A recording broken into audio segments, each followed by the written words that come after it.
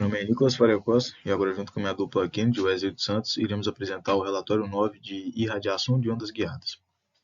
O relatório de hoje ele se trata de casamento de impedância. Bom, o casamento de impedância, ele é um parâmetro de suma importância quando tratamos sobre linhas de transmissão. O seu conhecimento ele nos permite entender a natureza de conexão entre dois estágios, de um circuito, bem como também o comportamento do sinal nessa troca de estágios.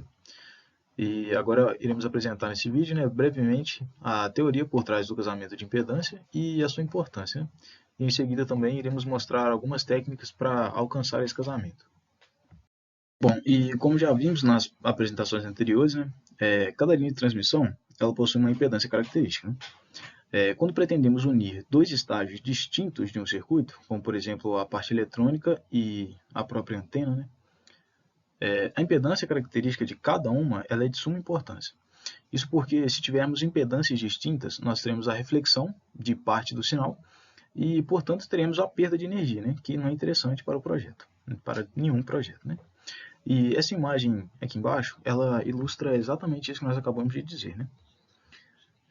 A gente tem aqui a fonte, que seria o transmissor, que passa depois por uma linha de transmissão e para uma rede de casamento de impedância, e para a nossa carga, que seria a antena. E por que é importante esse casamento? Porque, como a gente também viu em apresentações passadas, se nós temos dois meios diferentes, e uma onda eletromagnética com um sinal passando entre eles, a gente vai ter parte desse sinal refletido. E, então, isso pode causar aí, tanta interferência no funcionamento do circuito, como também pode simplesmente perder essa energia, que também não é interessante para o projeto. Bom, e para a gente poder conseguir esse casamento de impedância, a gente segue aí o nosso teorema de máxima transferência de potência, que segue essa regra aí, como está expresso embaixo aí no slide, que a nossa impedância da carga tem que ser igual à impedância da fonte. Essa é a nossa base teórica para o casamento de impedância. Ou seja, ao reduzir as cargas reativas na linha, consequentemente, as perdas elas serão minimizadas também. E para obtermos a nossa máxima transferência de potência, nós devemos seguir essa relação. Porque se tiver uma pequena diferença entre a impedância da fonte e a impedância da carga, parte do sinal vai ser refletido, ou seja, não vamos ter a máxima transferência de potência. Agora, quanto aos circuitos de casamento de impedância, nós temos várias técnicas de casamento de impedância disponíveis aí para a gente hoje em dia, só que nesse relatório iremos tratar sobre a rede L, a rede π e a rede com divisor de capacitor, divisor capacitivo. Bom, agora falando sobre a rede L, essa é uma das redes de combinação de antenas mais comuns. Existem também diferentes seções L, como a seção L invertida, que aí você tem um certo grau de liberdade para poder mexer na posição do indutor e do capacitor. Você pode colocar o capacitor antes do indutor ou do jeito que está na imagem. Temos também as redes de seção em L reversa. A única regra que nós temos que seguir é que o R1 ele deve ser menor do que o R2. Agora vamos falar um pouquinho sobre a rede π. A rede π ela é usada para combinar a alta impedância da fonte com a baixa impedância de carga.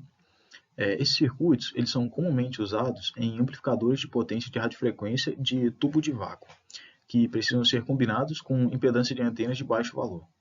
Aí, mostrado aí representando a nossa rede π, configuração bastante usada também em circuitos, e a relação que a gente tem que manter é justamente também a dos resistores. Só que ao contrário da rede L, aqui a gente tem que o R1 tem que ser maior do que o R2. Agora, falando um pouquinho sobre a rede com divisor capacitivo, ela é utilizada para transformar a impedância da fonte quando ela é menor do que a impedância da carga. E como nós fazemos isso? Representado pelo circuito aí abaixo, nós conseguimos esse efeito através desses dois capacitores, que são capacitores variáveis. E através do controle desses capacitores, nós conseguimos fazer a sintonia desse circuito aí para alcançar nossos objetivos. E, mais uma vez também, a gente tem que respeitar a relação entre os resistores, onde o resistor R1 ele deve ser sempre menor do que o resistor R2.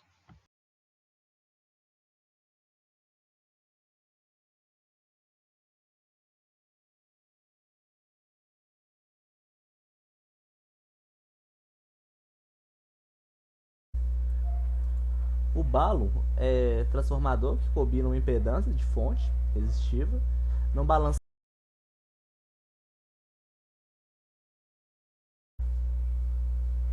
Boa noite, meu nome é Kennedy, vou dar continuidade à apresentação do trabalho.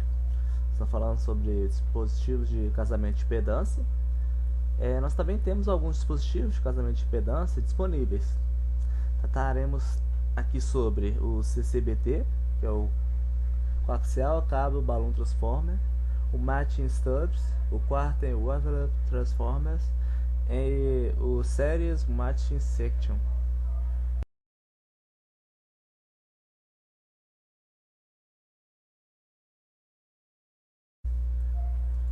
O balun é transformador que combina uma impedância de fonte resistiva não balanceada com uma carga balanceada.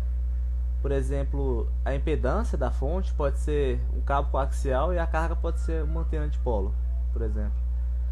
A transformação da impedância de relação 4:1 pode ser alcançada. E o comprimento da seção balun deste cabo coaxial é expresso da seguinte forma: PS é igual a 499 vezes a velocidade dividido pela frequência, onde V é o fator de velocidade do cabo coaxial. É que a gente tem a figura na direita.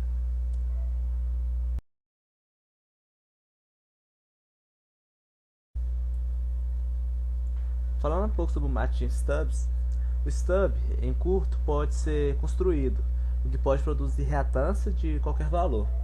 Pode atuar como dispositivo de casamento de impedância, que cancela a parte reativa da impedância complexa. Além disso, nós temos um exemplo: se tivermos impedância de, digamos, Z igual a R mais J25, então precisamos do stub com valor de reatância de menos J25 ohm para combiná-lo.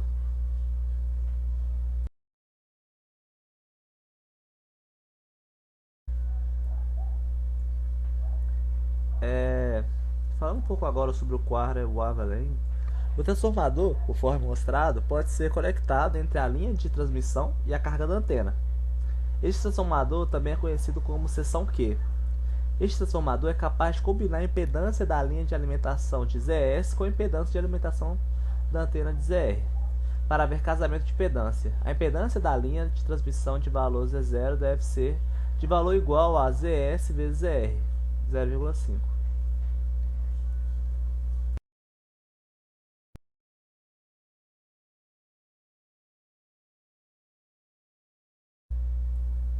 Com isso, existem muitas desvantagens de se utilizar um quarto de comprimento de onda. São elas: deve estar localizado no ponto de alimentação da antena, deve ter um quarto de comprimento de onda e, além disso, o valor da impedância deve ser especificado.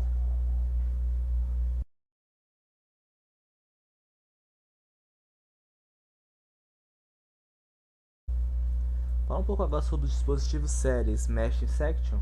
Essa extensão de combinação em série, conforme mostrado na figura, supera as desvantagens mencionadas acima do transformador de quarto de onda.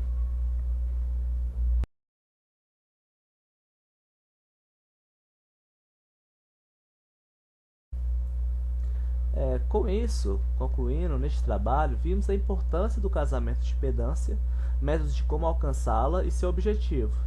Com isso, temos mais uma ferramenta para trabalharmos com linhas de transmissão e entender não somente seu comportamento, mas também como podemos manipulá-las.